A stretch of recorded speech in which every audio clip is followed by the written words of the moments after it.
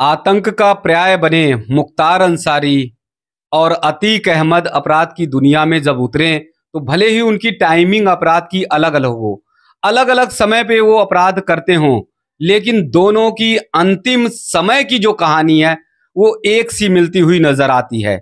जिस प्रकार से जब अतीक अहमद की मौत हुई, जब उस पर हमला हुआ और मौत के आगोश में सो गया, तो उसके बाद जनाजे में उसकी पत्नी शाइस्ता परवीन नहीं पहुंच पाई। अंतिम बार वो अपने पति को नहीं देख पाई। जनसैलाब उमड़ा, लोग गए, तमाम लोगों ने अतीक अहमद को अंतिम विदाई दी, लेकिन अतीक अहमद की पत्नी शाइस्ता परवीन अपने पति को अंतिम विदाई नहीं दे पाई, जनाजे में शामिल नहीं हो पाई और अंतिम बार अपने पति को वो नहीं देख पाई। शाइस्ता परवीन फरार चल रही थी उस समय, उस पर मुकदमे थे। 50,000 रुपए का इनाम शाइस्ता परवीन पर घोषित किया गया था। 50,000 रुपए का इनाम। दूसरी तरफ अगर मुख्तार अंसारी की कहानी भी सुनेंगे अंतिम समय की, तो कुछ अतीक अहमद की कहानी से मिलती हुई नजर आती है। जिस प्रकार से अतीक अहमद की पत्नी शाइस्ता परवीन अपने पति के अंतिम दर्शन नहीं कर पाई, अंतिम बार नहीं देख पाई, उसी तरह से मुख्तार अंसारी की पत्नी अफसा भी अपने पति को अंतिम बार शायद ही देख पाए, क्योंकि मुख्तार अंसारी की पत्नी अफसा भी शाइस्ता परवीन की ही तरह अपराधी है, उन पर गैंगस्टर लगा हुआ है। जिस प्रकार से शाइस्ता परवीन पर 50,000 रुपए का इनाम है, उसी तरह से मुख्तार अंसारी की पत्नी अफसा भी 50,000 रुपए का इनाम घोषित है। शाइस्ता परवीन भी अभी तक फरार चल रही, उसी तरह से मुख्तार अंसारी की पत्नी अफसा भी फरार चल रही। यानी दोनों की मौत के बाद की जो कहानी है वो एक सी मिलती हुई नजर आ रही है। अतीक अहमद की पत्नी शाइस्ता परवीन ने अंतिम बार अपने पति के दर्शन नहीं किए, उसी प्रकार से मुख्तार अंसारी की पत्नी अफसा भी वो अपने पति का अंतिम बार दर्शन नहीं कर पाएगी। हाँ, अगर वो करने की कोशिश करती है, वो आती है जनाजे में अंतिम बार हिम्मत बांधकर कि वो अपने पति का अंतिम बार दर्शन कर ले, अपने पति को अंतिम बार देख ले। अगर कहीं इच्छा जाहिर हो जाती है तो हो सकता है कि उसके बाद अफसा को पुलिस गिरफ्तार कर ले, क्योंकि वो भी शाइस्ता परवीन की तरह 50,000 रुपए की अफसा भी इनाम घोषित है और वो अभी तक फरार चल रही। अब अगर बच्चों की कहानी पर भी आएंगे तो बच्चों की यानी दोनों अपराधियों के बेटों की कहानी वो भी कुछ एक तरह से मिलती हुई नजर आ रही है। अतीक अहमद का बेटा असद मुठभेड़ में मारा गया। 2 बेटे अतीक अहमद के जेल में बंद हैं, एक बेटा फरार चल रहा है। वहीं पर अगर मुख्तार अंसारी की कहानी देखेंगे तो मुख्तार अंसारी का एक बेटा अब्बास अंसारी जो विधायक है वो वर्तमान में जेल में है। दूसरे बेटे की अगर कहानी सुनेंगे उमर अंसारी, तो वो जमानत पर रिहा है, उस पर भी कई मुकदमे हैं। दूसरी तरफ अगर देखेंगे तो अब्बास अंसारी की पत्नी निकहत बानो, उस पर भी कई मुकदमे हैं और अभी वो जेल से रिहा होकर आई है। निकहत बानो यानी मुख्तार अंसारी की पुत्र वधू, यानी बड़े बेटे की पत्नी, मुख्तार अंसारी के बड़े बेटे की पत्नी, वो भी जमानत पर है। तो कुछ इस तरह से दोनों परिवारों की कहानी है। अब एक चीज और भी मिलती हुई नजर आती है और वो बात ये, जब अतीक अहमद के खराब दिन कैसे तेजी से आने शुरू हुए। अब अतीक अहमद और मुख्तार अंसारी के भाई का जरा प्रेम देख लीजिए कि दोनों कैसे अपने भाई से प्रेम करते थे और भाई के प्रेम के ही चलते माना जा सकता है कि दोनों की जिंदगी नासूर बन गई और दोनों मौत के नींद सो गए। अतीक अहमद की अगर बात की जाए तो अतीक अहमद अपने भाई अशरफ अली से बहुत प्रेम करता था। राजू पाल ने विधानसभा चुनाव में अशरफ को हरा दिया था और उसके बाद इस बात को बताया जाता है कि अतीक अहमद बर्दाश्त नहीं कर पाया और राजू पाल की 2005 में हत्या कर दी गई।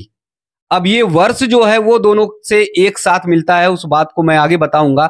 लेकिन 2005 में जब राजू पाल की हत्या हुई तो उसमें आरोपी बने अतीक अहमद और उसका भाई अशरफ। दूसरी तरफ अगर देखा जाए मुख्तार अंसारी, तो मुख्तार अंसारी की भी कहानी भाई के साथ कुछ इस तरह से मिलती है। मुख्तार अंसारी भी अपने भाई अफजाल अंसारी से बहुत प्रेम, बहुत प्यार करता था और इसीलिए जब 2002 में कृष्णानंद राय ने मुख्तार अंसारी के भाई अफजाल अंसारी को हराया तो वो भी एकदम बौखला गया, वो भी एकदम परेशान हो गया। अब मुख्तार अंसारी को ये लगने लगा कि क्या उसकी जमीन खिसक रही है। मुख्तार अंसारी को ये लगने लगा कि गाजीपुर में कौन ऐसा है जो मेरे भाई को हरा दे। वो उसे बर्दाश्त नहीं कर पाया। और जब कृष्णानंद राय की 2005 में, जो वर्ष मैं बता रहा हूं वो वर्ष एकदम मैच करता हुआ दिखाई देता है। 2005 में राजूपाल की हत्या हुई, 2005 में ही कृष्णानंद राय की हत्या हुई। दोनों का वर्ष यानी दोनों का साल जो है एक ही है। तो 2005 में जब कृष्णानंद राय की 500 राउंड फायरिंग करके हत्या कर दी गई, मौत के नींद सुला दिया गया, तो उसी तरह से कुछ हत्या हुई थी राजूपाल की। यानी मुख्तार अंसारी को अगर देखा जाए, अतीक अहमद को देखा जाए, तो दोनों का जो भाई प्रेम था उसके कारण से दोनों के दिन खराब होते गए। जब राजूपाल की हत्या हुई तो उसके बाद से अतीक अहमद और अशरफ अली के दिन खराब होते चले गए। वहीं पर जब कृष्णानंद राय की हत्या हुई तो मुख्तार अंसारी के दिन खराब होते चले गए। और फिर मुख्तार अंसारी जेल में ही रहा, पंजाब जेल में रहा। फिर जब बांदा जेल में लाया गया तो बांदा जेल में भी बंद रहा। अंत में बांदा जेल में तबीयत खराब होने के बाद जब उसे भर्ती कराया गया मेडिकल कॉलेज में, तो इलाज के दौरान उसकी मौत हो गई।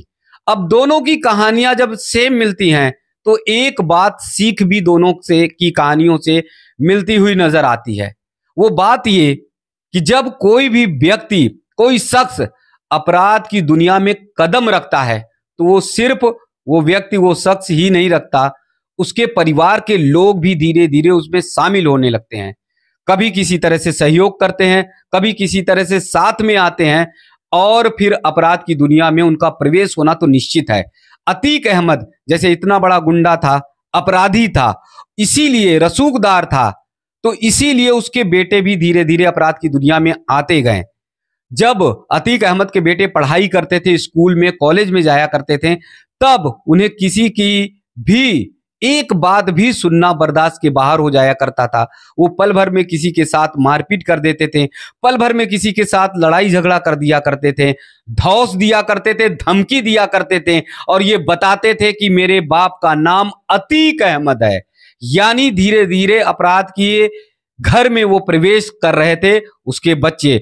उसी तरह से अब मुख्तार अंसारी के बेटों ने भी अपराध की दुनिया में प्रवेश किया, यानी अपराधी बनते चले गए, कहीं अपने बयानों के नाते से तो कहीं अपने बोले शब्दों के नाते से, बातों के नाते से। अब देखिए, मुख्तार अंसारी का बेटा अब्बास अंसारी जो विधायक है, वो सीधे खुले मंच पर लोगों को धमकी देता रहा, प्रशासनिक अधिकारियों को, पुलिस अधिकारियों को सीधे तौर पर धमकी देता रहा कि जब तक मैं चाहूंगा तब तक 6 महीने तक किसी भी अधिकारी का ट्रांसफर नहीं होगा, उसके अनुसार ही वो ट्रांसफर और पोस्टिंग होगी। इतनी बड़ी बात खुले मंच पर कह देना तो सीधी तौर पर यह अपराध की श्रेणी में आता है। और इसी के कारण अब्बास अंसारी कुछ ऐसे मुकदमों के कारण वो जेल में है।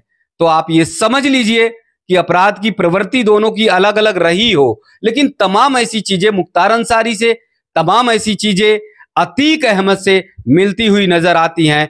एक तरफ जो सबसे महत्वपूर्ण बात, वो बात कि अतीक अहमद की पत्नी भी अंतिम समय में अपने पति के जनाजे में शरीक नहीं हो पाई थी। शाइस्ता परवीन फरार थी, 50,000 रुपए की इनामी घोषित था उस पर। और उसी तरह से मुख्तार अंसारी की पत्नी भी, अफसा भी, वो भी अंतिम जनाजे में नहीं पहुंच पाएगी और उस पर भी 50,000 रुपए का इनाम घोषित है।